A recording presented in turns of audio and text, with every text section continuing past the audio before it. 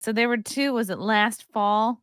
There were two Libertarian candidates for governor. Mm-hmm. How did Yeah. that happen? So first I got to talk about.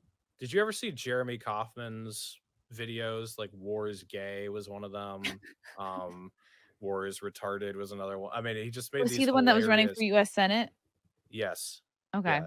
He made hilarious ads, and I was working on his campaign. I was helping do social media and wrote a couple of his Substacks for him, and was petitioning to get him on the ballot, and went to some protests with him and all that. Um, and so the convention for the New Hampshire Libertarian Party was in January, and I was still living in Utah when the convention happened. Oh, yeah, here's the video. Innocent people in the Middle East, they're having dinner. A bomb is dropped on their house, and they're all killed. What's the problem with this? It's being done by white men. I am Jeremy Kaufman, the Chief Diversity Officer at Halliburton, and candidate for United States Oh my God. Senate. This is very clever. It is time to diversify the murderous military-industrial complex. We need to make the nukes gay. And that's why I'm running for office. Like my fellow Democrats and Republicans, I will support every war. I will support stealing billions of dollars from Americans to kill innocent people, but we are going to make it so gay. There's so many people that this is just gonna fly right over their heads, though. Yeah, but everyone who gets it, it's perfect. Yeah. You know? Oh my God, this dude. We will. That actually looks like Chair, Mr. oopsie. Secretary, Oh well, switch to a different video. That's funny It's all right, though. you get the idea. But I mean, this campaign was so much fun. We made like so many. We made like 6 or 7 ads like that, and they're like you're saying, they were designed for the people who understood the joke that was being made. Like if you didn't get it, you didn't get it. But those are the type of people we were trying to reach with this campaign. And it wasn't really an attempt to win as much as it was to just gain a lot of media attention about the Libertarian Party in New Hampshire and libertarian ideas, and poking fun at the establishment, and, you know, getting attention through satirical means or whatever.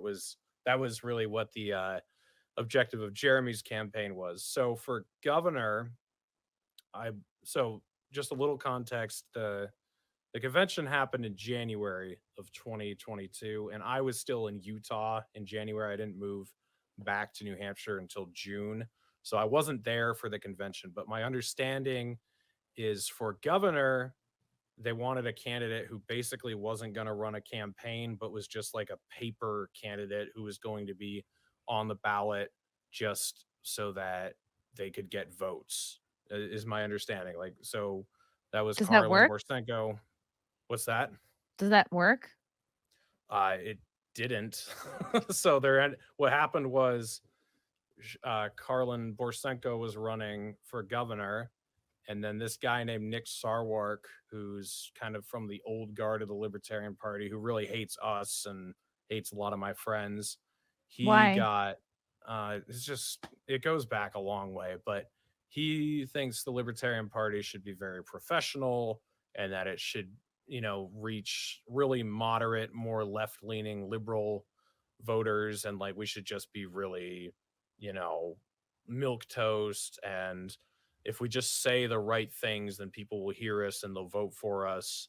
Which, I don't believe that. I don't. Most people, I don't think, really believe that the Libertarian Party is just someday going to take off. Like, if you want to gain It's like the meth. traction and you want to like bring attention to the issues, you've got to be a little Trumpian. You got to be a little bombastic, and you got to like really start throwing hand grenades and try to gain attention. So he really doesn't like us.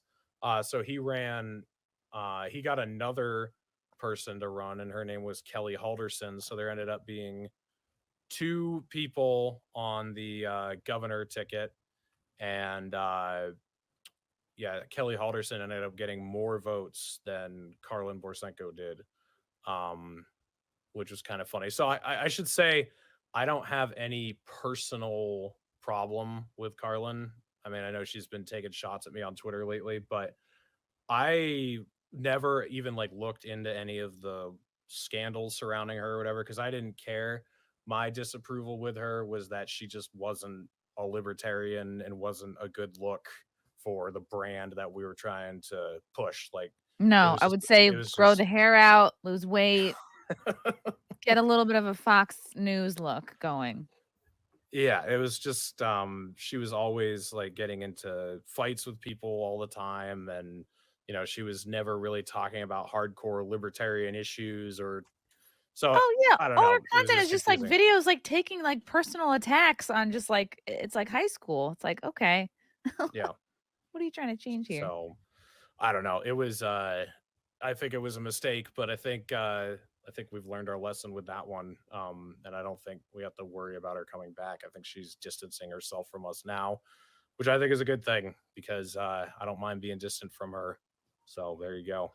Yeah, you need people who are serious and who are gonna move the party forward and take themselves seriously. I mean, the thing is, like that guy Jeremy Kaufman in that video, he's a serious person pretending to be a joke, basically. Like he gets the seriousness of that issue he's talking about, but he's presenting it in a funny way to gain traction.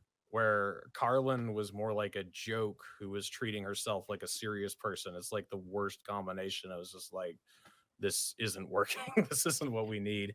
So I don't think you have to be professional or have to be, like you don't even have to be a genius or anything like that. I'm not looking for that. I just people who were who really cared about the issues and were trying to draw attention to them in the way that we were. And I don't know. I never felt like she was really on board with it. Yeah, there's definitely a difference between, like, oh, gatekeeping versus, like, taking care of who's gonna represent you. Yeah, because I mean that matters for a long time because people are gonna remember. I mean that was what was hard about it was, I'd be posting stuff from the Libertarian Party of New Hampshire saying that the Republicans don't deserve the trust of small government people anymore because they would elect a president who would spend, trillions and trillions of dollars.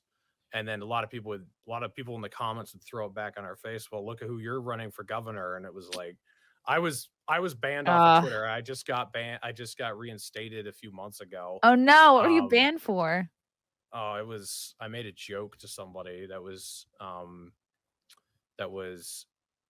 misunderstood as a threat of violence by the Twitter gods. So I was gone Uh, for what, a year and a half, I think, about a year and a whoa. half. So this entire election season, I couldn't even say anything from my personal account because I didn't have a personal account. So and the other thing is I had like just come back from Utah to New Hampshire, and I didn't want to come in and act like I was running the show and try to uproot everything they had going. So I just kind of went with the flow. And then the other thing, this is really speaking to the character of the New Hampshire people. They were never going to condemn someone based on public pressure, which I actually have a lot of respect for that. Like I think if I ever condemn someone, it's going to be because I feel like they suck and I disagree with them on principle. I've got a lot of friends that people have publicly pressured me to disown, and I won't. And actually, when they're doing that, when they're publicly pressuring me to disown them, that gives me more pushback to say, no, fuck you. Like, these are my friends and That's I'm going happened to to me stick with before them. too, like, and there's so much of this guilty by association, like, "Oh, Yeah. Bernie Venti did this, so what do you think that's gonna mean for you?" And it's like, it depends. "Oh, so and so made a video about this. What's your thought?" I'm like, "Everyone can do what the fuck they want." Like, unless Yeah. someone is directly, messing with a work relationship of mine or directly trying to, like, cancel me from a gig or something, or just I s just they're just, like, straight up being, like, I don't know, disloyal or a bad friend, but that can all be handled in private, so Yeah. Yeah. So, I mean, that was why, because a lot of people have been asking me, why didn't you guys kick her to the curb? Why didn't you guys do this? And it's like, well, first of all, I wasn't here when they decided, you know, to nominate her or whatever. So I didn't have anything to do with that. But on top of that, like, we're not just going to do it because people are upset about it. You know, like, it's something that we got to do based on principle. And because of how things have drawn out, like, she's doing this all on her own. She is, you know, disowning us and separating herself from us. And it's exactly the way it had to happen. And I, you know, even after the election, like, I didn't try to kick her out or try to push her out or anything. But You didn't as try to soon as like she push her back into the ocean or anything? but once she started distancing herself, I was like, okay, okay, okay. And so then I made a post the other day, like, LPNH is not falling apart. The trash is just taking itself out. And that was directed toward her and a few other people. So I think that is the best way for people to leave an organization, when they just, like, you know, they have a light bulb moment, like, okay, these people aren't buying my shit anymore. I guess I'm gone. And that's what happened with her. Yeah, we So. saw that with Eliza Blue. Things came to a head and she had to think of a new identity or a new cause, and she kind of slowly do that, like Homer Simpson back into the bushes move of like, all right, gotta find a new thing, gotta find a new group. Love you guys. Thank you for the chats. Thank you for the comments. I will see you guys tomorrow. Bye. Bye. All right, love you guys. God, I don't even want to leave. This candle smells so good. I don't want to leave. All right, love you guys. Talk to you soon. Bye. Love you all. Join the Discord. Feet. Love you all. Wow. You guys are awesome. Bye, guys. Bye. Now I'm really leaving. Love you. Bye.